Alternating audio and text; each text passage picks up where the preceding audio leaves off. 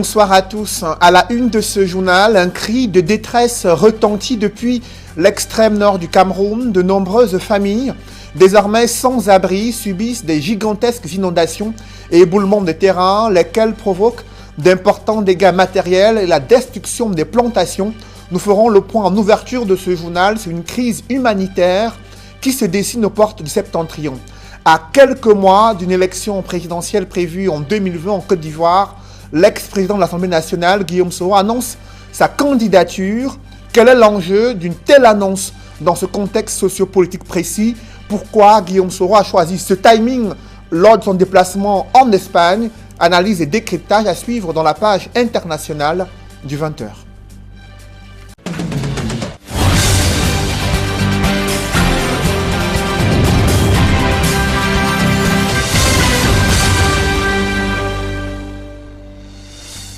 Merci de suivre cette édition complète de l'information sur Equinox Télévision. Aux portes du Septentrion, c'est une crise humanitaire sans précédent que vivent les populations résidant dans certaines localités de cette région du Cameroun. Les fortes pluies ont entraîné des gigantesques inondations, des éboulements de terrain, lesquels ont détruit plusieurs maisons d'habitation, détruit également des plantations. Les populations sont sans abri depuis plusieurs jours. La cote d'alerte a été atteinte, mais l'aide humanitaire peine à arriver. Les ONG, jusqu'ici, dénoncent déjà une grave crise humanitaire qui se dessine. On fait le point avec Dallas Kana et Donald Brice Kamgan. Une vaste étendue d'eau sur des kilomètres, des maisons d'habitation encerclées par les eaux. Le visage désolant qu'affichent Kaikai et Maga dans le département du Mao-Danaï, c'est le même dans plusieurs localités comme celle de Zina dans le Logon-et-Chari, région de l'extrême nord entre autres. Dans près d'une dizaine de villages et arrondissements des deux départements, les fortes pluies des derniers jours ont poussé le fleuve Logon hors de son lit. Des milliers d'habitants ont été contraints de s'enfuir loin de leur maison. De nombreux élèves ne peuvent plus se rendre à l'école. Les activités agro-pastorales et les infrastructures sont paralysées. Alors que le gouvernement n'annonce aucune mesure particulière depuis la survenance du sinistre le week-end dernier, certaines autorités locales ne cachent pas leurs inquiétudes et en appellent à des mesures urgentes afin de faire face à la crise. Des appels qui se greffent à celui lancé par Ahmad Kalkaba Malboum. Sur son compte officiel Twitter, le président du Comité national olympique et sportif du Cameroun, Élie du Mao-Danaï, a vivement interpellé les plus hautes autorités publiques sur la détresse des populations. Des inondations inédites qui interviennent après celle de 2012. À l'époque, le président de la République avait annoncé la construction d'une digue entre Maga et Koussery afin de contenir les eaux menaçantes du Logon à la frontière tchadienne. 7 ans après, la crise rappelle la promesse présidentielle, toujours attendue. La région de l'Est, le bataillon d'intervention rapide qui mène des actions armées nation dans le cadre de ce concept. Des écoles ont été réhabilitées, des bâtiments d'école pour permettre aux enfants installés dans une localité de pouvoir suivre les cours dans des conditions optimales. D'autres précisions avec Benjamin et Sam. Nous sommes à l'école publique primaire groupe 1 de Kété, dans le département de la Kadéi. Dans cette école primaire, on compte 900 élèves inscrits. Comme cette salle de classe, 2 autres ont été sinistrés, jetant dans la rue une centaine d'élèves. Avec une telle surpopulation, il se pose dans cette école publique primaire le problème de stable banc. Le bataillon d'intervention rapide, dans le cadre de ses activités civilo-militaires, vient de retrocéder à la communauté éducative de l'arrondissement de Kété 2 salles de classe rénovées et 40 tables bancs.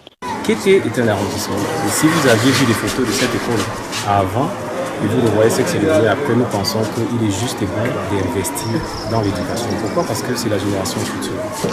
Et je n'ai jamais vu de ma vie un autre moyen par lequel les hommes peuvent arriver à un succès avec égalité de chance. Ce bâtiment était vraiment en ruine. J'ai été ici avant le départ en vacances. C'était inhabitable. Mais depuis la rentrée, j'ai fait un tour, j'ai trouvé les éléments du bien en plein chantier. J'avais des doutes. Mais aujourd'hui, ce grand rêve est devenu réalité. L'école publique primaire d'Ekiti éprouve un autre souci majeur, c'est celui du manque de personnel. C'est qu'on peut aussi également doter de cette école des personnels, car ces bancs seront utilisés par des élèves, les centres d'enseignants. Nous avons 900 élèves inscrits pour l'année 2019-2020 pour un enseignant de l'État que je suis. Le bataillon d'intervention rapide, lui, n'entend pas s'arrêter en chemin. Il faut implémenter le concept armée-nation. Je l'ai dit au début, c'est que chaque année nous avons un programme et peut-être que ce sera plus à Kété, mais vous allez m'accompagner, c'est sûr, tout au long de l'année et peut-être l'année prochaine aussi. La région de l'Est elle est grande. Donc nous restons dans ce concept armée-nation. Vous savez qu'en temps de paix, nous devons agir, nous devons être ces acteurs aussi qui accompagnent la vie sociale et économique de ce pays. Sur un autre front, l'armée camerounaise annonce la libération de 2 ex-otages dans la région du nord-ouest. Il s'agit de 2 filles, élèves du lycée bilingue de Nkambé. Elles avaient été kidnappées hier matin alors qu'elles se rendaient à l'école. Selon l'armée, les ravisseurs ont été rattrapés à 4 km du lieu de l'enlèvement par les forces de défense et de sécurité. Après de tirs de sommation sans désistement des ravisseurs, ils ont été neutralisés, renseigne l'armée, et les enfants en question ont pu retrouver le chemin de l'école. L'armée fait savoir qu'elle reste mobilisée afin de permettre aux populations de Nkambé, dans la reste du région du nord-ouest, de pouvoir permettre que les enfants puissent se rendre à l'école. Dans le reste de l'actualité, la classe politique continue de réagir après les événements survenus à San Milima, là où il y a eu des actes de vandalisme et des attaques ciblées contre des commerçants de certaines communautés et également le meurtre d'un jeune conducteur de moto qui a dégénéré en des violences intertribales. Certains hommes politiques estiment que c'est un tribalisme instrumentalisé par les élites du Cameroun, notamment ceux qui sont au pouvoir. Un avis que ne partagent pas des militants du RDPC qui comptent barrer la voie à une guerre tribale au Cameroun. Cependant, d'aucuns posent le problème économique relatif aux politiques publiques mises en place qui peinent à trouver des solutions concrètes aux problèmes que posent les jeunes, à savoir l'accès à un emploi décent. Des réactions captées par Kedjara dans ce reportage. Les récents événements de San Milima suscitent des réactions de la classe politique camerounaise. Selon l'honorable Jean-Michel Ninthieu, ces événements parlent au président Biya et sont révélateurs de l'échec d'un système politique. Ces gangrènes aux conséquences sociales imprévisibles sont généralisées dans tout le reste du pays du fait de l'échec d'un système politique basé sur l'instrumentalisation des masses pauvres par une élite comme Prador qui présente la hideuse particularité de recenser à chaque fois leur doléance le temps d'une campagne électorale pour les mettre aux oubliettes, une fois leurs objectifs atteints, à savoir la récolte des suffrages. Ces actes de violence ne doivent en aucun cas ouvrir la porte à l'impunité. Au contraire, la justice doit sévir sur ce cas précis, de façon à en faire un exemple pour ceux qui seront tentés de recommencer à San Milima ou ailleurs. Il est impératif que les violences observées fassent l'objet d'une enquête approfondie et que ces auteurs soient traduits en justice et punis conformément à la loi. La justice doit être rendue aux victimes de ces barbaries insoutenables. Les dommages et intérêts doivent entièrement être pris en compte pour qu'il n'y ait plus jamais ça, pour qu'il n'y ait plus de nouveaux épisodes de violence intercommunautaire quelque part sur le territoire national. Pour le député du Social Democratic Front, les événements de San Milima ne sont qu'un pan de la réalité nationale, caractérisée par l'intolérance ethnique qui prend des proportions inquiétantes et seul le fédéralisme pourrait résoudre ce problème. À sa suite, Maurice Kamto, le président du MRC, condamne également ces événements et en appelle à la conscience des citoyens. Nous sommes tous fils et filles du Cameroun. Chaque Camerounais est et doit se sentir partout chez lui au Cameroun. Il est temps que nos populations le comprennent et que les élites de toutes les régions du Cameroun se donnent pour mission sacrée de diffuser ce principe fondamental au lieu de se constituer en marionnettistes. Pendant ce temps, Célestin Bedzigui, le président du parti de l'Alliance libérale, accuse le gouvernement d'avoir échoué dans sa stratégie de création d'emplois pour les jeunes. Quand un gouvernement n'a plus dans son cahier de charge la création d'emplois décents pour la jeunesse, Apprécier les conséquences de l'activité de l'homme-pomme prolétariat qui prolifère lui échappe complètement. Les causes immédiates et apparentes différentes des racines sont une compétition, voire une lutte désespérée de notre jeunesse pour la survie. Telles ces figures des partis politiques de l'opposition, des caciques, du RDPC, à l'instar de Maître Emmanuel Pincy, ont condamné les événements de San Mélima, fustigeant les attitudes de ceux qui allument des braises pour que le Cameroun brûle. Dans ce chapitre politique, les alliés de Maurice Kamto préparent déjà le terrain pour de futurs meetings. Après avoir été libéré, Albert Zangan s'est rendu dans la région de l'Ouest afin de faire savoir aux populations qu'il a pu survivre à 9 mois passés dans l'enfer judiciaire. Et il également annonce l'arrivée du professeur Maurice Kamto dans cette partie du Cameroun pour des meetings de remerciement pour les populations qui sont restées mobilisées en leur faveur. Compte rendu avec Leclerc Sakem. Libéré depuis le 5 octobre 2019, après 9 mois passés derrière les barreaux de la prison centrale de Konegi, l'honorable Albert Zongan a foulé le sol de son Bawa natal ce dimanche 13 octobre 2019 depuis sa sortie de prison. Interpellé en janvier de l'année en cours et incarcéré pour des motifs tels insurrection, hostile à la patrie, rébellion suite aux contestations post-électorales à la dernière présidentielle. Le conseiller stratégique du professeur Maurice Kamto a été accueilli en triomphe par les siens. Il faut que nous célébrions, que nous fêtions son arrivée. Il faut que les dieux du village soient bénis parce que les dieux ont compris toutes nos prières. Cet enfant, avant son entrée en prison, à sa présence en prison, nous pensions qu'on allait même le fusiller, compte tenu de ce qu'on a dit de lui.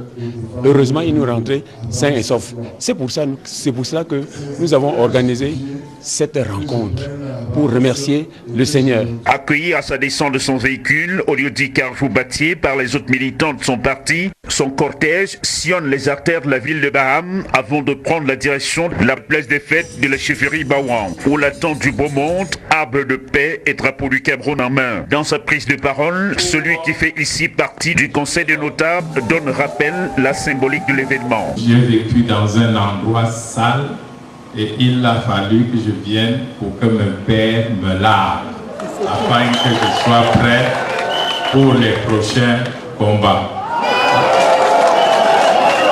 Parce que le meeting politique ne sera ouvert que par le président élu Maurice Kamto. Il est en train de peaufiner le programme de remerciement. Sur ma modeste demeure, une plaque sera déposée dans 100 ans pour dire c'est dans cette maison qu'on a arrêté Maurice Kamto. Je crois que celui qui nous a arrêtés est comme Judas qui avait vendu Jésus. Parce que si quelqu'un n'avait pas vendu Jésus, il ne serait pas mort sur la croix et il ne nous aurait pas sauvés. Pour cette prospérité, leur séjour dans les cellules de Konegi n'aura contribué qu'à mieux mûrir les idées pour un Cameroun né de nouveau. Partager la même cour avec les chefs sécessionnistes, dont leur président Ayoub Tabe. Nous avons été tous les jours ensemble. Nous connaissons mieux que quiconque ce qu'on peut faire pour que le Cameroun soit en paix.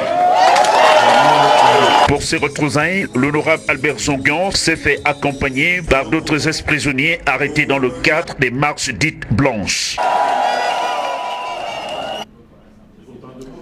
Des déficients visuels manquent de considération au Cameroun, malgré le fait que certains d'entre eux disposent d'une canne blanche. Ils peinent toujours à se mouvoir dans les rues des principales villes du Cameroun à l'occasion de la journée internationale de la canne blanche.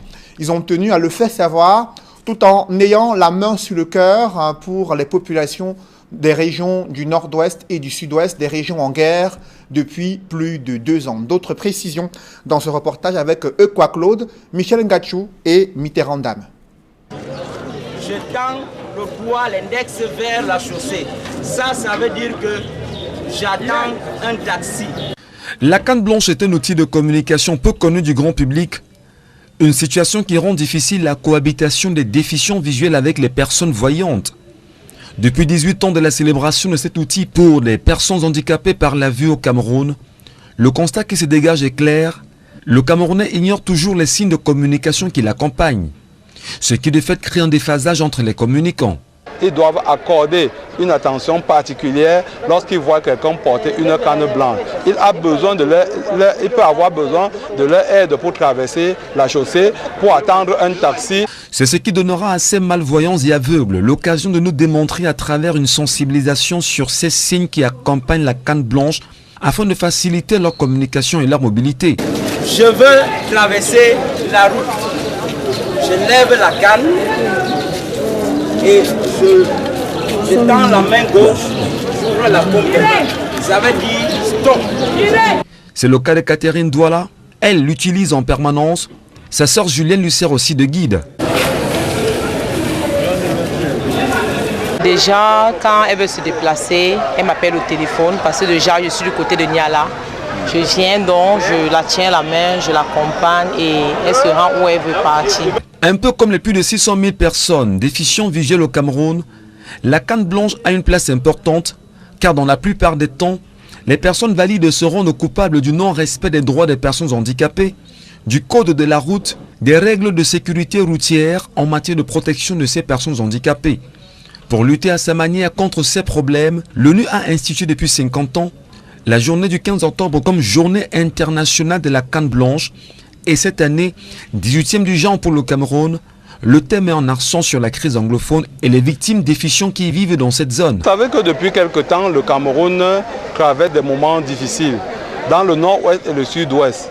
Et dans une zone comme celle-là, les personnes les plus affectées, les plus touchées sont les personnes vivant avec un handicap. L'épineux problème d'insertion socio-professionnelle non moins négligeable de ces invalides continue à se poser. Il y a la loi relative à la promotion et la protection des personnes handicapées et le décret d'application qui accorde un certain nombre d'avantages, de facilités aux personnes handicapées en général et des déficients visuels en particulier. Mais l'application de ces tests pose un véritable problème sur le terrain. Tout en restant vigilant dans la cohabitation, la sensibilisation doit s'étendre afin de limiter les conséquences désastreuses sur ces êtres humains qui comptent et doivent faire avec le reste des Camerounais. Les maladies oculaires se multiplient à travers le pays malgré les stratégies mises en place par les autorités sanitaires afin de lutter contre ces maladies. C'est le constat que font des médecins qui ont tenu à dépister des Camerounais et à leur donner des techniques de prévention, également de lutte contre les maladies oculaires. D'autres précisions dans ce reportage. Du beau monde, soucieux de voix claire, le temps d'une journée mondiale. Une affluence qui conforte la montée en puissance des maladies de la vue au Cameroun. On a constaté la variété des choses. La majorité qu'on a vue, c'est le cas qu'ils ont le glaucome. Il y a d'autres qui ont le glaucome ouvert, ça veut dire qu'ils sont diagnostiqués. Il y a d'autres qui sont seulement les suspects. Ça veut dire qu'on doit faire d'autres examens avant de tomber à une conclusion finale. Il y a aussi le vice de réfraction, les enfants qui ne voient pas bien. Il y a aussi d'autres choses, la conjonctivite allergique, le problème de lecture. Ces consultations gratuites offrent donc l'occasion aux populations d'actionner sur un levier important, à savoir la prévention, puisque 80% des maladies de la vue sont évitables. C'est un problème de santé publique, c'est pourquoi l'Organisation mondiale de la santé s'est saisie de la problématique pour essayer de, en cette journée particulièrement, sensibiliser, dépister et créer l'alarme. Il a été démontré par les recherches que 80% de ces problèmes sont évitables, soit par traitement, soit par prévention. Alors il est bon que les gens le sachent et qu'ils prennent des dispositions pour leur vue. Cette année, plein feu sur la cataracte, une des plus grandes affections de la vue. La cataracte, c'est une opacification du cristallin et le cristallin, c'est une partie de l'œil. Lorsqu'il s'opacifie, se manifeste un peu comme un rideau qui devient de plus en plus épais et à travers lequel on ne peut pas voir clair. Les symptômes, c'est surtout la baisse de la vision qui est progressive, qui n'est pas douloureuse. On constate seulement que la vision baisse au fur et à mesure que le temps passe. Et 80% des cataractes sont liées à l'âge. Et l'âge de prédilection, c'est 50 ans et plus. Au tout début, la vision peut être relativement claire et on a besoin de rien faire. Mais à un certain moment, il y a une baisse qui peut être elle aussi relative et légèrement améliorée par les lunettes. Mais quand la cataracte est mature, il n'y a pas d'autre traitement que la chirurgie.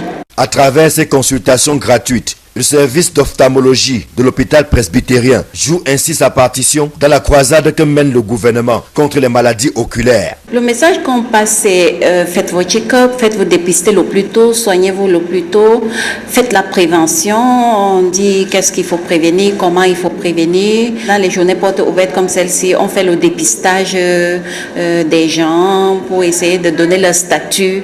Est-ce que la vision est bonne? Est-ce qu'il y a un problème? S'il y a un problème, comment on peut procéder pour traiter afin d'éviter la cécité. On ne le dira jamais assez. La vue, c'est la vie. Alors, sachons prendre soin de nos yeux pendant qu'il est encore temps.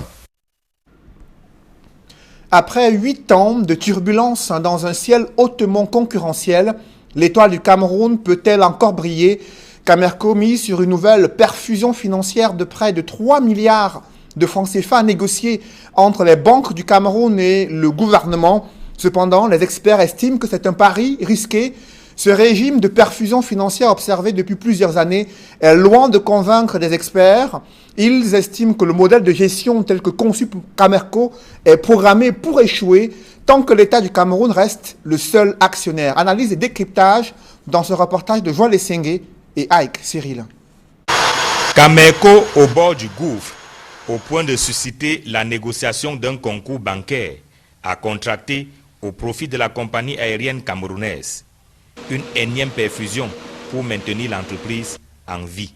Il est question d'un endettement maintenant et on sait que le ratio d'endettement de Camerco est déjà assez élevé. Je veux dire le ratio dette par rapport aux recettes propres est déjà assez élevé et au-dessus de la norme en la matière. Camerco, en tant que client pour un endettement, n'aurait pas suffisamment d'atouts pour mobiliser une pareille somme. Il faut bien que le ministère des Finances engage l'État du Cameroun pour permettre la mobilisation de cette somme sous forme d'emprunt. Le top management de Camerco, nouvellement arrivé aux affaires, sollicite des pouvoirs publics un financement de 2 645 millions de francs CFA pour faire face aux besoins les plus pressants de l'entreprise. De par sa structuration, Camerco ne peut faire autrement que de recourir à son seul actionnaire qu'est l'État du Cameroun. La structure du capital de cette société ne permet pas qu'une équipe qui arrive avec des moyens financiers. C'est une société étatique, société d'entreprise publique dont le seul actionnaire est l'État. Donc à chaque fois, c'est l'État qui nomme les organes sociaux, les organes de cette entreprise. Donc dans ces conditions, on ne devrait pas être surpris de savoir que le changement à la tête de cette entreprise n'apporte pas grand-chose, n'est-ce pas, sur son financement. Pour l'économiste Ariel Nitedem, la solution au mal qui ruine Camerco passe par l'ouverture du capital à d'autres actionnaires en vue de rendre l'entreprise compétitive. Le véritable problème que Camerco a, au-delà du problème de financement, de la structure de financement, c'est d'ailleurs sa compétitivité qui pose problème. Et ça, la gouvernance qui a cours là-bas n'aide pas, n'est-ce pas, de ce point de vue. La solution, c'est d'ouvrir le capital, n'est-ce pas, de la société à d'autres financiers, que ces autres actionnaires apportent aussi, n'est-ce pas, leur expérience ou influencent le management de l'entreprise dans la perspective de rendre plus efficace et plus performant.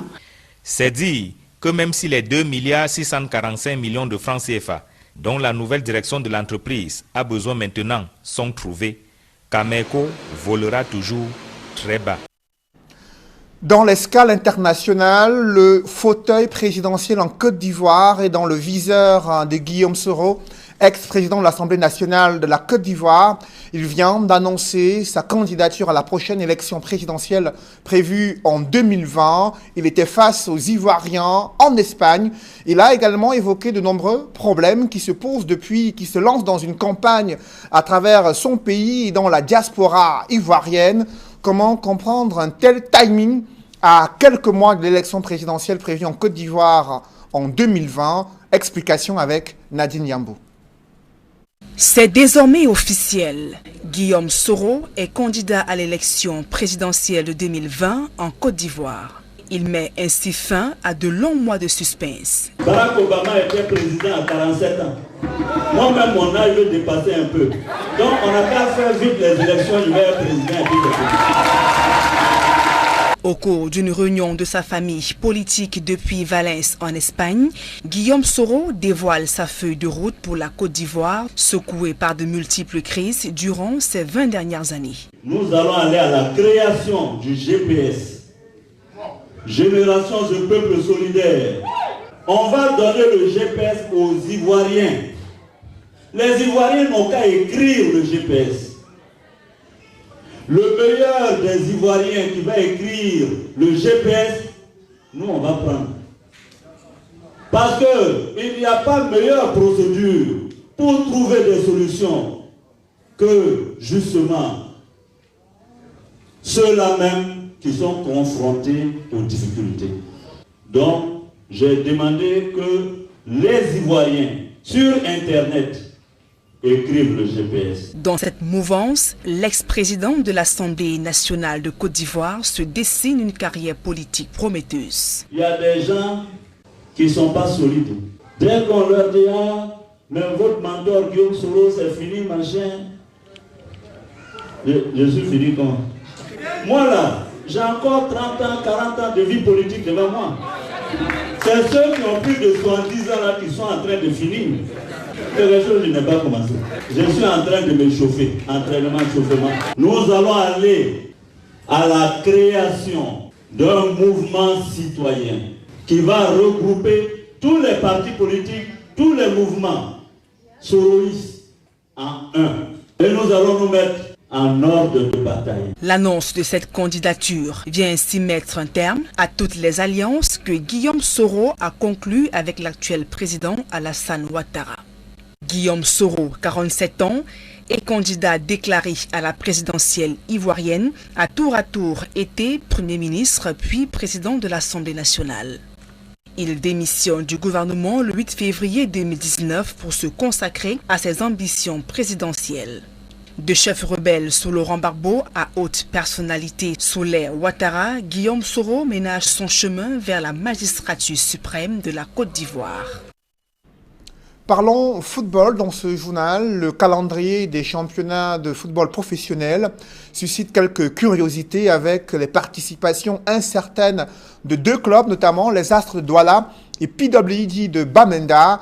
Leurs matchs ont été programmés à la fois en Ligue 1 et Ligue 2 et pour cause des litiges les opposent et les arbitrages, le verdict de la commission de recours n'est pas encore tombé. On fait le point avec Sylvestre Zangaou. Hérité de l'organisation des championnats professionnels au Cameroun est décidément une patate chaude entre les mains. Le comité transitoire d'Aboubacar Alim Konati est en train de le constater. À moins d'une semaine de l'ouverture du championnat, le CTT n'est pas encore à mesure de fixer les Astres de Douala et puis de Bédi de Bamenda sur le championnat dans lequel ils vont évoluer. Dans le calendrier du championnat de Ligue 1, à la première journée, le CTT a programmé un match entre AS Fortuna de Yaoundé et les Astres de Douala au Puy de Bédi de Bamenda. Et à la première journée de Ligue 2, un match entre Ofta de Kribi et Puy de Bédi de Bamenda ou les Astres de Douala. Curieux tout de même quand on sait qu'un club ne peut jouer en Ligue 1 et en même temps en Ligue 2. Cette situation confuse s'explique par des affaires encore pendantes à la Chambre des recours de la FECAFOOT et à la Chambre de conciliation et d'arbitrage du Comité national olympique et sportif du Cameroun. La saison dernière en Ligue 1, les Astres de Douala appelaient à jouer les play-offs pour leur maintien. Tout comme PWD de Bamenda y était parvenu, contrairement à PWD de Bamenda qui n'avait pas obtenu le nombre de points nécessaires. Le club de Bamenda était donc relégué en Ligue 2. Par la suite, la commission d'homologation des disciplines de la Ligue de football professionnel du Cameroun s'était auto-saisie de l'inéligibilité d'un joueur, Eric Tato, utilisé par les Astres de Douala, et avait retiré un point. au club, au profit de PWD de Bamenda qui par ses décisions se maintenant en Ligue 1 aux dépens des Astres de Douala. Cette résolution adoptée lors de l'Assemblée générale de la LFPC au mois de juin a, comme toutes les autres, été annulée par la commission de recours de la FECAFOOT.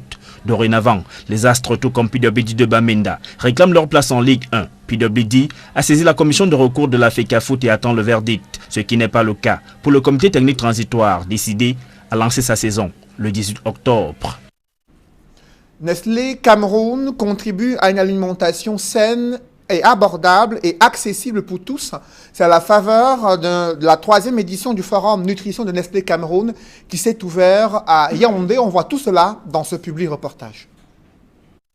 D'après les chiffres de l'enquête démographique et de santé de 2018 au Cameroun, 57% des enfants de moins de 5 ans continuent de souffrir d'anémie, alors que 29% des enfants de la même tranche d'âge accusent un retard dans leur croissance.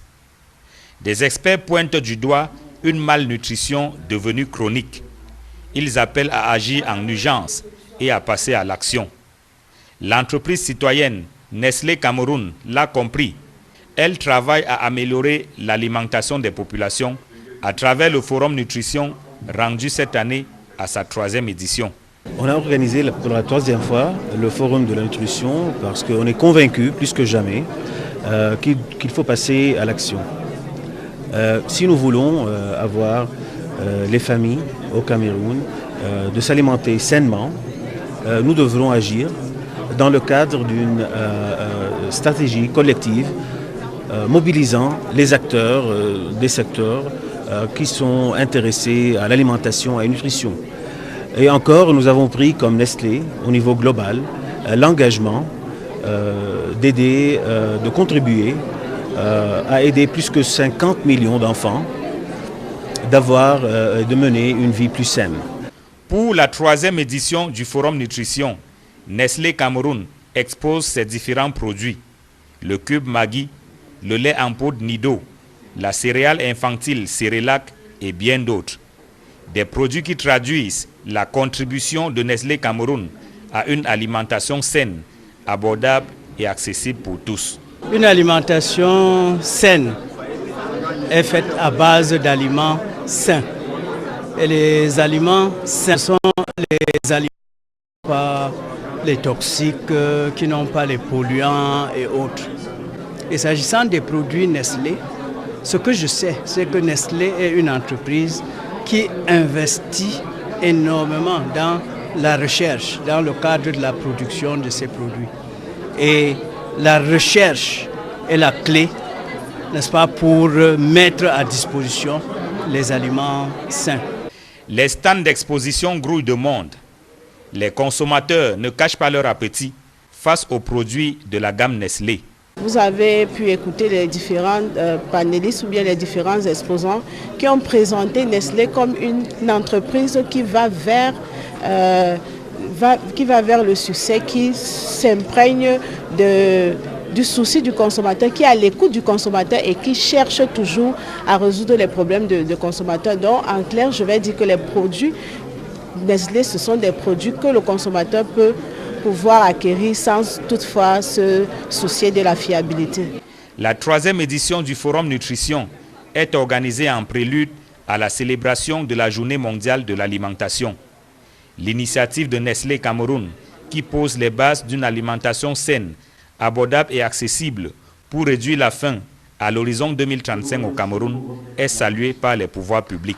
Aujourd'hui, nous avons quand même un pourcentage important des enfants de moins de 5 ans qui souffrent de malnutrition. Et Nestlé participe donc à la fortification d'un certain nombre d'aliments en vitamine A, en fer, en vitamine E, en zinc, pour permettre une croissance normale des enfants. Le Forum Nutrition rentre dans le cadre d'une série d'activités qui visent à améliorer la qualité de vie et contribuer à un avenir plus sain. En réalité, présente au Cameroun depuis 50 ans, Nestlé a pris l'engagement d'aider de manière globale 50 millions d'enfants à mener une vie plus saine.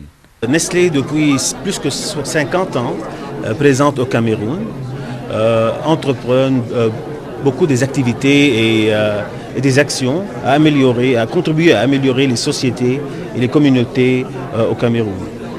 Tout d'abord par nos produits qui sont savoureux et sains. 100% de notre portefeuille pour les enfants est fortifié. Plus que chaque jour au Cameroun, plus que 1 million de nos produits qui sont consommés sont fortifiés. Selon des sources, 6 régions sur 10 au Cameroun font face à la malnutrition. La situation est plus préoccupante dans la région de l'Est où 4,5% d'enfants sont mal nourris. À travers le Forum Nutrition, Nestlé Cameroun entend passer à l'action afin de réduire la faim au Cameroun à l'horizon 2035. Mesdames, Messieurs, c'est la fin de ce journal. Merci de l'avoir suivi. Juste après cette édition de 20h, retrouvez Serge-Alain Autou et ses invités pour le débrief du journal sur le plateau d'Equinox Soir. Serge-Alain. 2,645 milliards de francs CFA, c'est le montant de la perfusion, la dernière perfusion à administrer à Camerco. L'entreprise l'a sollicité auprès du gouvernement afin qu'il négocie auprès des banques pour obtenir cette perfusion financière et faire face à un ciel hautement concurrentiel. Mais vous l'avez suivi, un expert qui estime que ce modèle de gestion et ces perfusions financières sont loin d'être convaincantes pour permettre à l'entreprise de pouvoir prendre sa place dans ce ciel hautement concurrentiel. Mais le top management de Camerco y croit encore après 8 années de turbulence. Guillaume Tigbafori Soro, candidat à la présidentielle 2020 en Côte d'Ivoire. L'ex-président de l'Assemblée nationale de la Côte d'Ivoire a déjà annoncé son intention de s'asseoir sur le fauteuil présidentiel après l'actuel président Alassane Ouattara. Il a annoncé en Espagne, révélant à la fois de nombreuses attaques et des tentatives d'arrestation qu'il a subies durant son séjour en Espagne. Néanmoins, il reste déterminé, vous l'avez écouté, mettre fin à ces alliances politiques qu'il avait signées avec Alassane Ouattara et s'engager désormais dans la course à la présidentielle. Voilà, madame, monsieur, c'est donc l'essentiel. Equinox Soir, deuxième partie. Bonne soirée à vous, Cédric. Bonne soirée à vous, Serge-Alain. Rendez-vous demain 20h. Rendez-vous demain 20h. Madame, monsieur.